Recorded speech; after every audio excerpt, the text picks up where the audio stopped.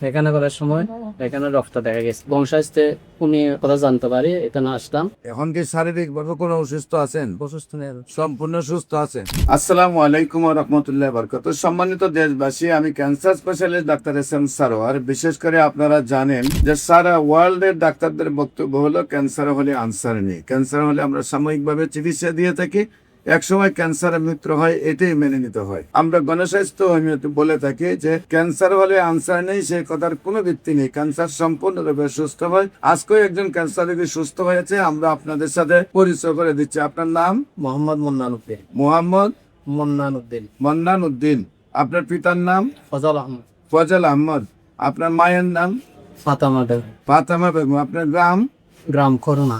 Corona. Post office? Muzaffarabad. থানা? থানা ফুটিয়া। পটিয়া। জেলা? চট্টগ্রাম।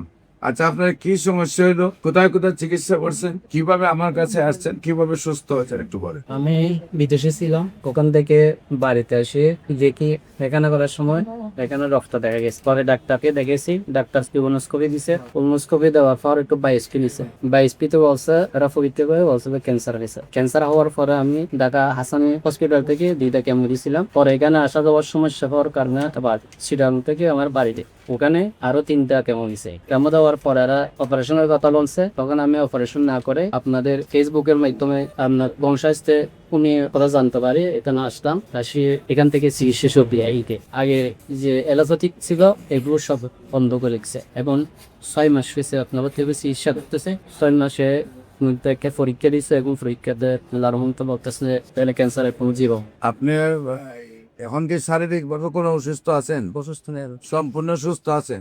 এটা হলো আপনার আগের রিপোর্ট। বর্তমান রিপোর্টে আল্লাহ রসের সম্মতে সম্পূর্ণ রিপোর্ট ভালো। সম্মানিত দেশবাসী, বিশেষ করে এমনি ভাবে প্রায় 5,500-এর ঊর্ধ্বে ক্যান্সার রোগী সুস্থ হয়েছেন। আপনারা আমাদের অফিস ভিজিট করার জন্য আমন্ত্রণ জানাচ্ছি এবং যে কোনো প্রয়োজনে স্ক্রিনে দেওয়া নম্বরে যোগাযোগ করার জন্য আহ্বান জানাচ্ছি। সবাইকে ধন্যবাদ। আসসালামু আলাইকুম ওয়া রাহমাতুল্লাহি।